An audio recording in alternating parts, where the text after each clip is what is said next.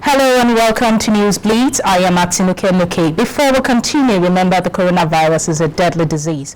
Wash your hands with soap for at least 20 seconds regularly or use a hand sanitizer. Also wear a face mask when outside and maintain physical distancing. Now to the rest of the news. The organized labor has intensified consultations ahead of its Thursday nationwide rallies against the proposed removal of petroleum product subsidy. Its deputy president, Joe Ajero, told journalists at the weekend that letters had been sent to heads of the over 50 affiliates and state councils of the Nigeria Labour Congress, asking them to host strategic meetings today to how to make the rally successful. He also said leaders of civil society organizations in support of the protest had been briefed on the activities planned for that day. But the federal government last night faltered the planned rallies because it was yet to take a final decision on subsidy. The National Economic Council, chaired by Vice President Yemi Osinbajo, had recommended an increase in the pump price of fuel from 162 naira 50 kobo to 302 naira per litre.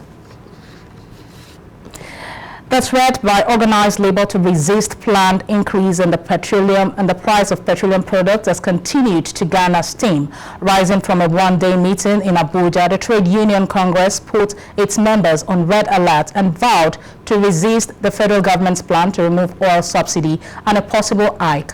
The price of petroleum products from 165 naira to over 300 naira per litre. Our correspondent reports.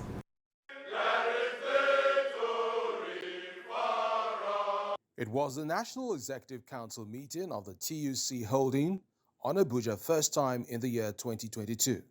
Members of the NEC from the 36 states of the Federation at the Federal Capital Territory are here to review the achievement of the Union, map out programs for the year and bear their minds on the state of the nation. NEC in section, in discussing the state of the nation, observed serious concern, the worrisome economic situation, and the rising cost of living in the country.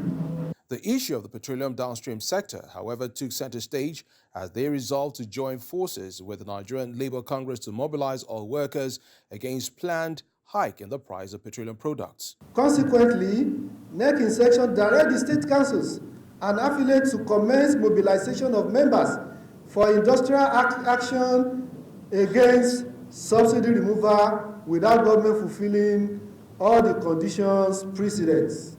Other critical issues discussed at the meeting include the harsh economic situation, rising inflation, and the epileptic power supply in the country. The privatization of power sector should be reviewed since the contract has expired to ensure viability, job security, and effectiveness of the sector. While calling for urgent measures against mass poverty in Nigeria, the union urged all tiers of government to unite and put an end of worsening insecurity in the country. From Abuja, Aon Dina India, Silverberg, News 24. Vice President Professor Yemi Osinbajo has been described as the best candidate to redeem Nigeria's image in the community of nations ahead of the 2023 general elections. This was the position of a member of the House of Representatives, Gabriel Saleh Zok, while briefing newsmen in Abuja.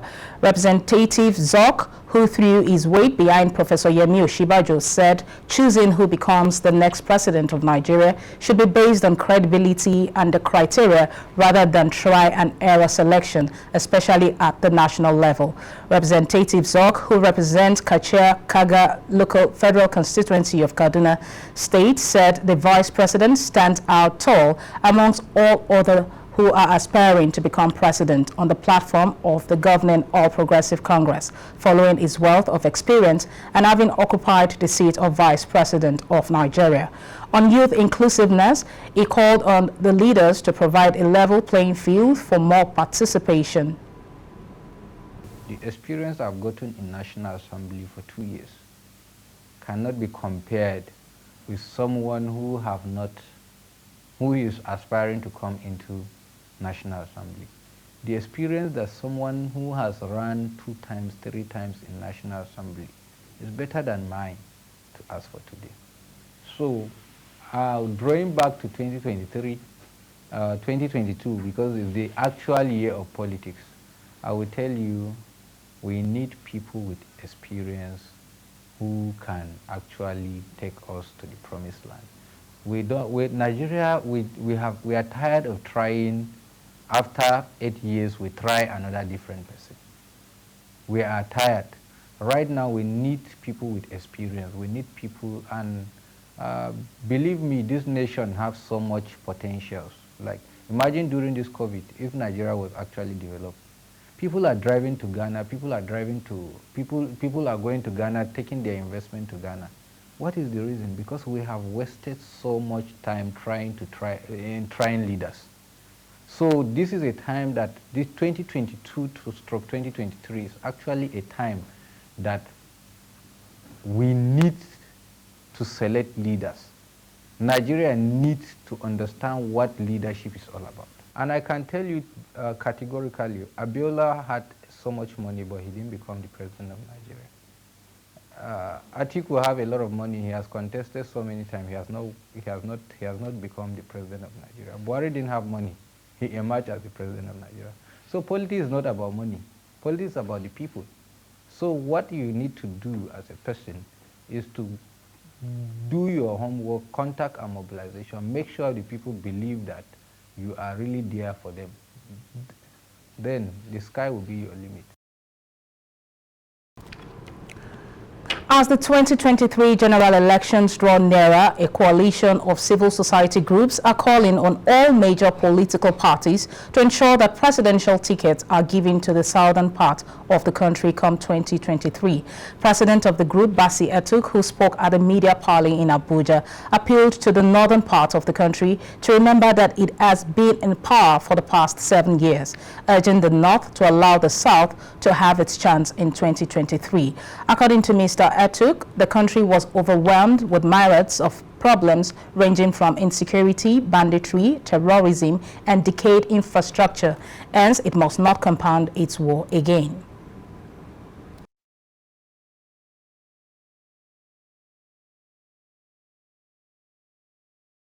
Presidential election in Nigeria is highly influential and powerful, as well as all confers greatest sense of belonging to the Federation on any ethnic or geopolitical zone that produces the president.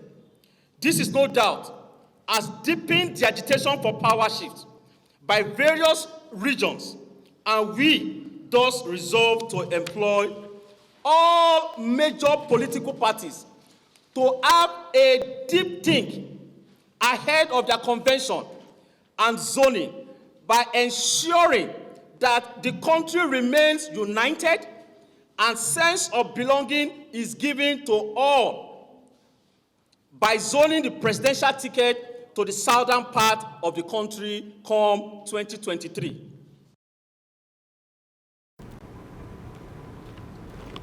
The National University Commission has described as a challenge the outflux of Nigerian students to foreign countries for university education.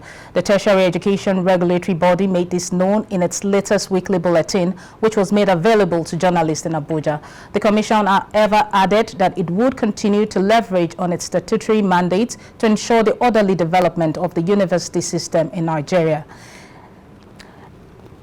And in other news, NDLEA arrests cookies. People with operatives of the National Drug Law Enforcement Agency have raided a relaxation center popularly called Garden in Abuja and arrested 6 people for allegedly selling drug, cookies and noodles. The agency spokesman Femi Babafemi disclosed these in a statement on Sunday. He said following credible intelligence, the operatives raided the garden at Wuse Zone 5, where a lady, Rachel Famiyesu, who deals in drugs, cookies, was arrested along with a sales girl. He said beside the cookies, they were also caught selling bottles of blackcurrant drink, popularly called Zobo, prepared with cannabis. Mr. Babafemi said another business operator in the garden was also arrested with a sales girl for selling Indomie noodles prepared with cannabis. The Federal Road Safety Corps says a total of 600 road crashes were recorded in 2021 involving 4,649 vehicles with 327 people killed. Corps Marshal of the Federal Road Safety Corps, Boboye Oyeyemi, made this known when briefing journalists on the 2021 Operation Zero Tolerance. Special Patrol Correspondent Margaret Ogbo has details.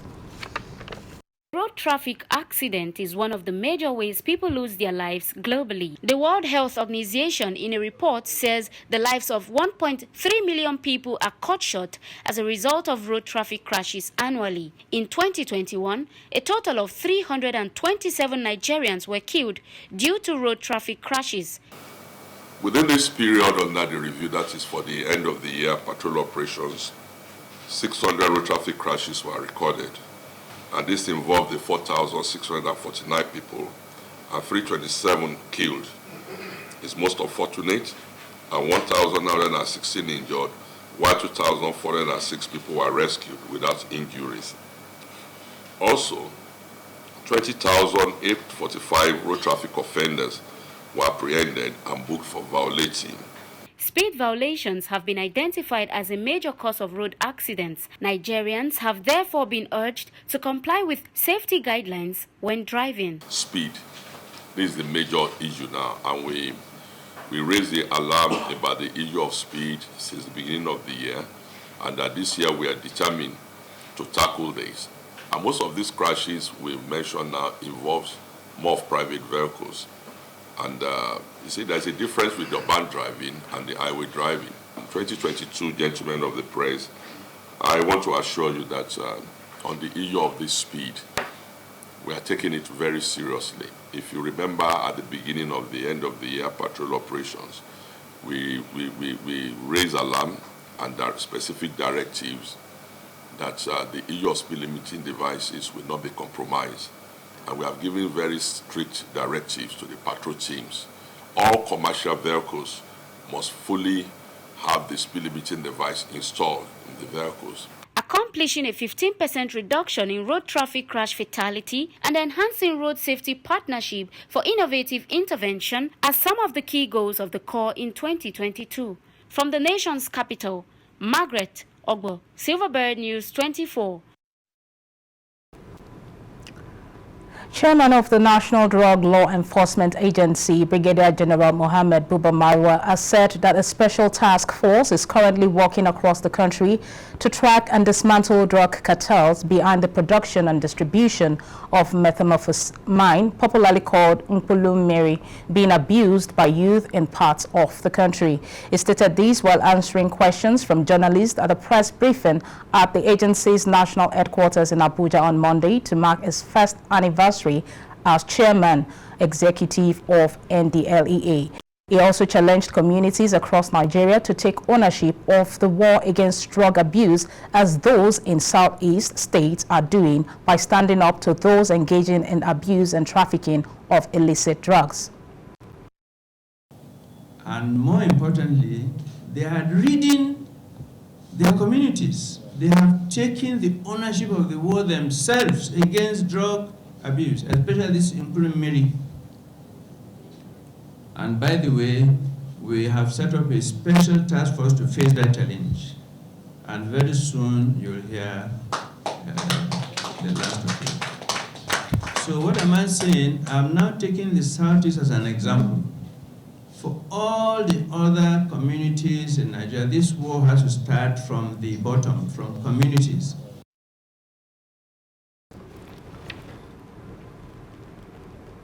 You're watching Newsblitz, reaching you live from Abuja. We will be back with more reports after this break. Don't go away.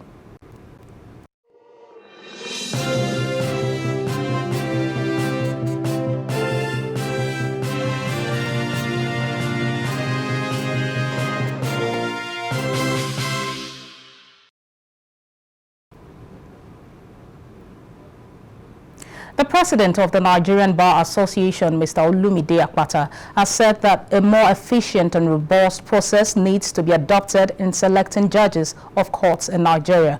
Mr. Olumide was speaking at a press briefing ahead of the forthcoming Justice Sector Summit.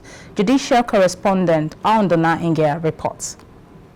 The judiciary, which is one among the three arms of government, has often been bashed across all strata of Nigerian society. Acknowledging that there are indeed challenges in the judiciary, the Olumide Akpata-led Nigerian Bar Association are seeking ways to address these problems.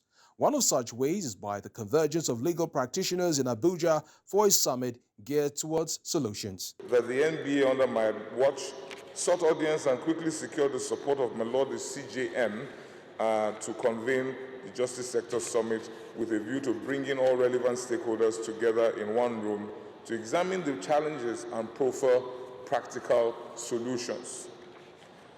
Critique from the Vice President himself on the system itself, that it not always produces the best judges, the best candidates applying for a promotion to become a judge in one of the courts of Nigeria. So those of us who witnessed the Jusun strike last year and the agitation for financial autonomy of the judiciary, we know that that problem still lingers and that it requires holistic solutions. There has been repeated petitions and agitations on how judges to our various courts are selected and eventually appointed.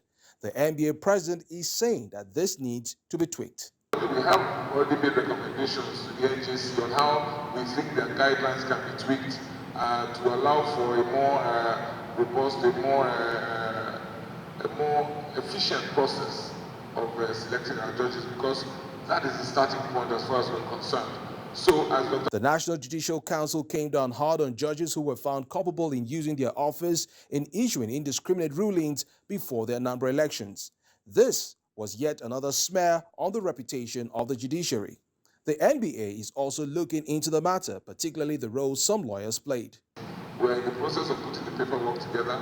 Petitions are being drawn up right now as I speak, and in a matter of a couple of weeks, the lawyers who have been listed or mentioned by the committee, incidentally that committee was chaired by Dr. Ajibade, who is seated to my left.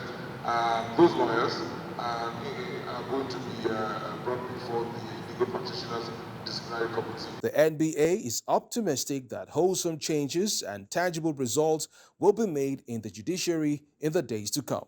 From Abuja, Aondona Ingia, Silverbird News 24. As a way of ending every form of violence against children in the country, stakeholders in the humanitarian sector are calling for the urgent domestication of the Child Rights Act in all 36 states of the Federation. The director of Fundación Éxito, Dominic Obozua, who was speaking at a press briefing in Abuja, says violence against children must be treated as an emergency. Correspondent Margaret Ogbo has details. Many Nigerian children face the menace of abuse, ranging from physical injuries, abandonment, sexual abuse to child labor. Government's efforts to combat the challenge have yielded little or no results. The government has, however, been urged to treat the menace as an emergency. The act needs to be made more elaborate. The act is not in the exclusive legislative list. We believe that the government should place the Child Rights Act in the exclusive legislative list. Let the legislators, the National Assembly, enact the laws that affect the child and ensure that it is domesticated across board. Let them ensure that the state governments at every level domesticates the Child Rights Act. If children must be safe from perpetrators of child abuse across the country, parents must wake up to the sacred task of parenting. Parents must prepare themselves for the future of parenting. So when a parent is outdated in their own beliefs and their thinking and their methodologies, guess what? The children will look for other people that understand their language, which may be older children who are themselves not aware about life, and who would advise them on vices that would destroy the children. When you go from Kaduna State to Kwara State to Lagos State to the FCT to Uyo in Akwa Ibom, a child is being violated. The federal government needs to declare a state of emergency as it affects violence against children, especially in schools. and schools that are found wanting, where a child has been abused, should be shut down, because first of all, before they investigate, you have been found wanting in protecting those children. The healthy development of children is crucial to the well-being of every society. Beyond domesticating the Child Rights Act, adequate implementation plans must be made. From the nation's capital, Margaret Ogbo, Silverbird News 24. You are still watching Newsblitz. We'll bring you news from the foreign scene after this break. Stay with us.